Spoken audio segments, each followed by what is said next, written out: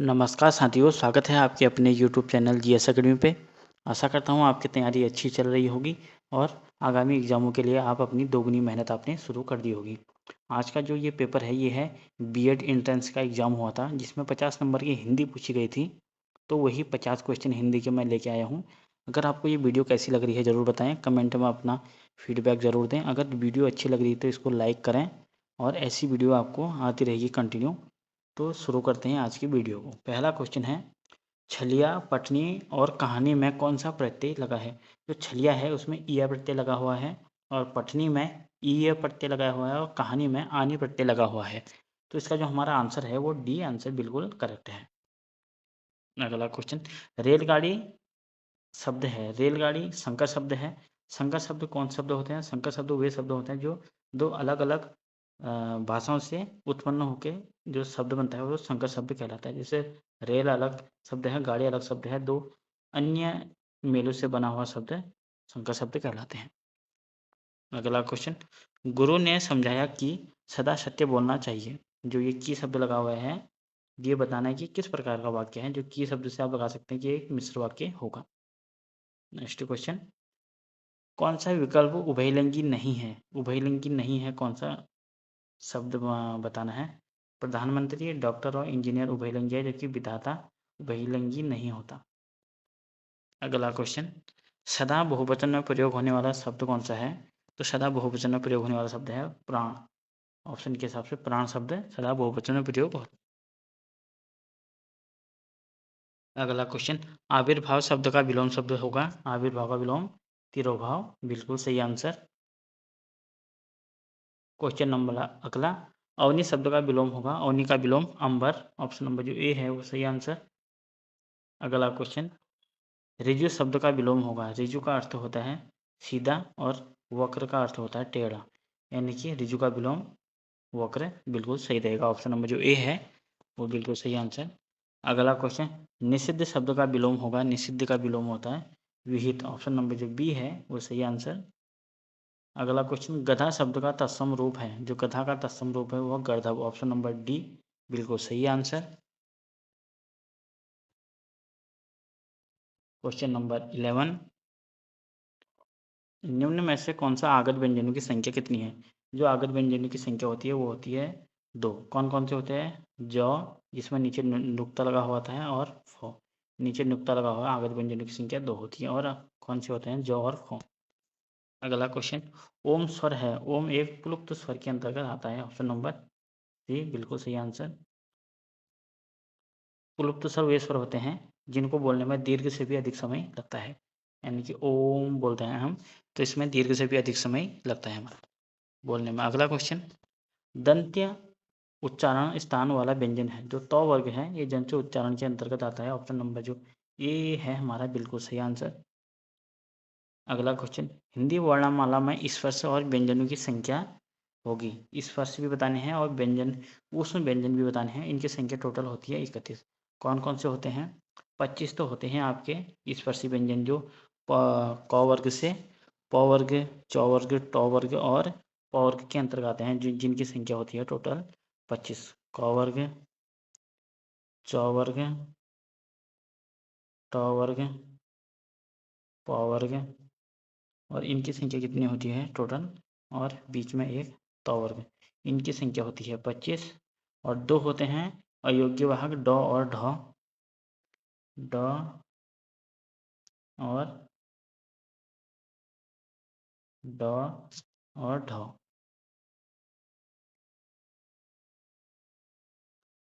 और 4 होते हैं ऊष्म व्यंजन स,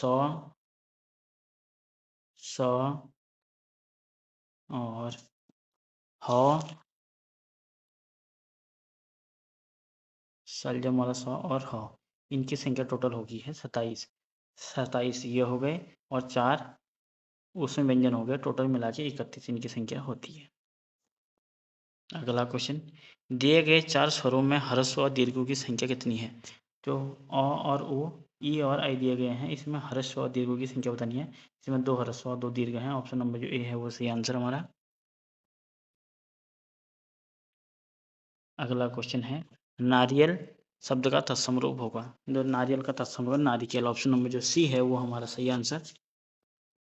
अगला क्वेश्चन, करपट शब्द का तद्भव रूप होगा? करपट का तद्भव रूप होगा कपड़ा। ऑप्शन नंबर जो सी है वो सही आंसर।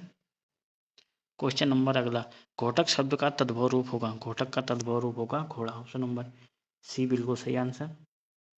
अगला क्वेश्चन, चौकी शब्द का तत्सम रूप है? जो चौकी का तत्सम रूप होगा वो है चतुष्पादी का। ऑप्शन नंबर बी हमारा बिल्कुल सही आंसर। अगला क्वेश्चन, लवण शब्द का तद्भव क्या है? जो लवण का तद्भव है वह लूण। ऑप्शन नंबर ए बिल्कुल सही answer. Question number 25 sorry question number 21, एक चिन्ह दिया गया है अल्प विराम, दूसरा है विवरण चिन्ह, तीसरा है दीर्घ उच्चारण चिन्ह। तो हमें बताना कि कौन सा चिन्ह गलत दिया गया है। जो इसमें दीर्घ उच्चारण चिन्ह है ये गलत दिया गया है। जो दीर्घ उच्चारण चिन्ह है जैसे ओम लिखते हैं इसमें दीर्घ उच्चारण होता है तो ये ऐसे लिखा जाता है, तो ये यहाँ पे ये गलत लिखा गया है। इसका जो आंसर है वो सी बिल्कुल हमारा सही बैठेगा। अगला क्वेश्चन, छ जो बनता है वो किस समवर्ण के योग से बनता है? तो क हलंत धन श के योग से बनता है छ। हमारा जो ऑप्शन नंबर ए है वो सही आंसर। अगला क्वेश्चन, विसर्ग से बना शब्द कौन सा है? जो निह धन स्पर्श है यह विसर्ग से बना शब्द है। ऑप्शन नंबर जो बी है यह हमारा सही आंसर।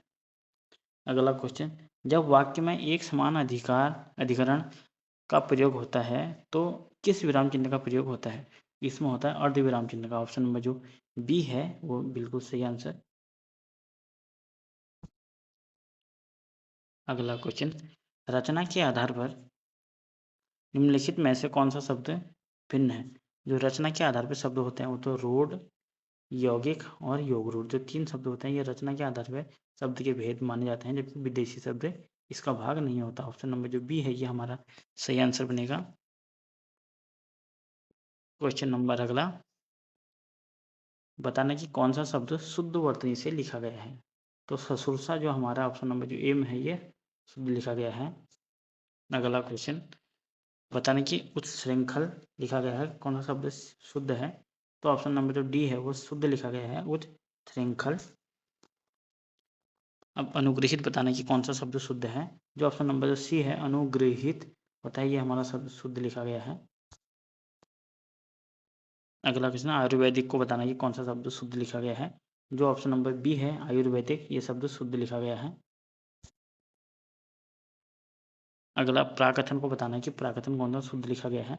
जो ऑप्शन नंबर ए है प्रा अथवा कौथन कौथन। ऑप्शन नंबर जो ए है वो हमारा सही आंसर। अगला लोकोक्ति से आ गया, नीम हकीम खतरे जान का अर्थ है, इसका जो अर्थ है वो है अल्प ज्ञान हानिकारक होता है। ऑप्शन नंबर जो सी है वो सही आंसर है हमारा। अगला क्वेश्चन, विश्व हिंदी दिवस कब मनाया जाता है? जो विश्व हिंदी दिवस मनाया जाता है वो 10 जनवरी को मनाया जाता है। ऑप्शन नंबर ए बिल्कुल सही आंसर। अगला क्वेश्चन, भई गति सांप छतुंदर करी लोकोक्ति का अर्थ बताना है। तो भई गति सांप छतुंदर करी का अर्थ है सांप का छतुंदर जैसा होना। ऑप्शन नंबर जो बी है वो सही आंसर। अगला क्वेश्चन, प्रेमचंद्र का जन्म कब हुआ? जो प्रेमचंद्र का जन्म हुआ वो हुआ 1980 ना 1880, माफ़ कीजिएगा 1880। और जो डेट थी वो थी 31 जुलाई 1880 को इनका जन्म हुआ। और प्रेमचंद की जो मृत्यु कब हुई ये भी क्वेश्चन बनता है कि प्रेमचंद की मृत्यु कब हुई? इनकी मृत्यु हुई 8 अक्टूबर 1936 को। 8 अक्टूबर 1936 को। और ये पूछा जाता है कि प्रेमचंद का जन्म जो 1880 में हुआ कहाँ हुआ? ये हुआ लमही ग्राम वाराणसी में। लमही जो कि पड़ता है वाराणसी में, इसको भी आप नोट कीजिएगा वाराणसी। अगला क्वेश्चन, संस्कार शब्द में कौन सा उपसर्ग लगा हुआ है? जो संस्कार में है उसमें सम उपसर्ग लगा हुआ है जिसमें हलंत लगा होता है। ऑप्शन नंबर जो ए है वो बिल्कुल सही आंसर। अगला क्वेश्चन है क्वेश्चन नंबर 36, रिपोर्टाज किस भाषा का शब्द है? जो रिपोर्टाज है ये फ्रांसीसी भाषा का शब्द है। ऑप्शन सी हमारा बिल्कुल सही आंसर। अगला क्वेश्चन, वाक्य में प्रयुक्त शब्द को कहते हैं? वाक्य में जो प्रयुक्त शब्द होता है उसको कहते हैं पद। ऑप्शन नंबर बी बिल्कुल सही आंसर। अगला क्वेश्चन, यद्यपि मोहित धनी है तथापि बहुत ही दुखी है। जब एक वाक्य दूसरे वाक्य पर आश्रित होता है वहां पे होता है मिश्र वाक्य। ऑप्शन नंबर जो सी है वो हमारा बिल्कुल सही है। और योजक चिन्ह का प्रयोग कर रहा है तथापि इसमें योजक का यूज हो रहा है। और तो ऑप्शन नंबर जो सी है हमारा इसमें वो बिल्कुल सही आंसर बैठेगा।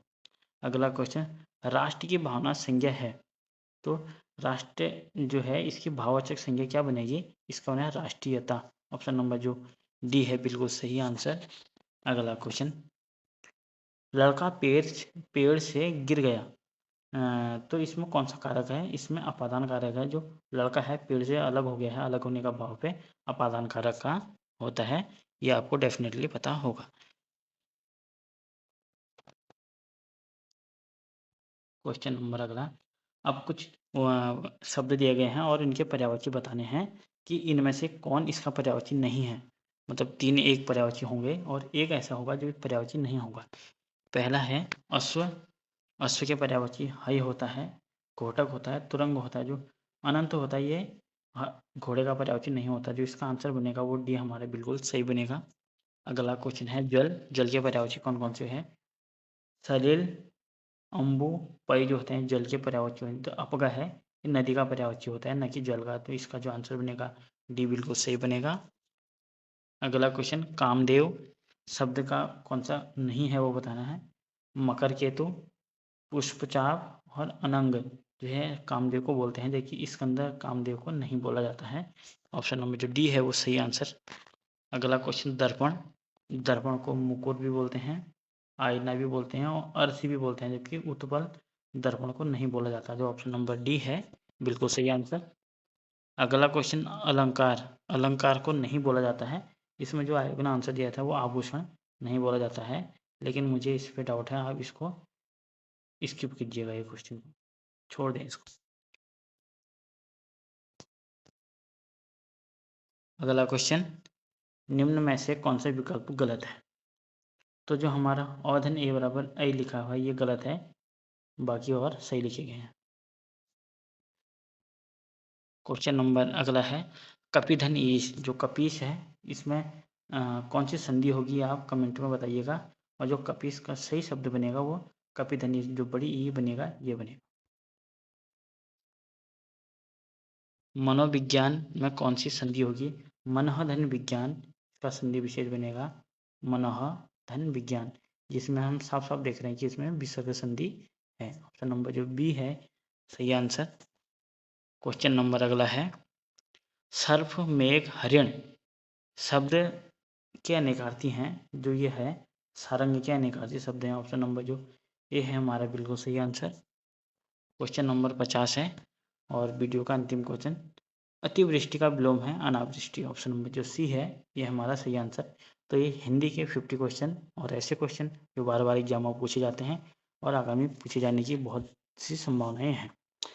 तो ये वीडियो आपको कैसी लगी ज़रूर बताएं, अपना फीडबैक ज़रूर दें और चैनल को सब्सक्राइब करें। धन्यवाद। Thank you for watching. See you next time.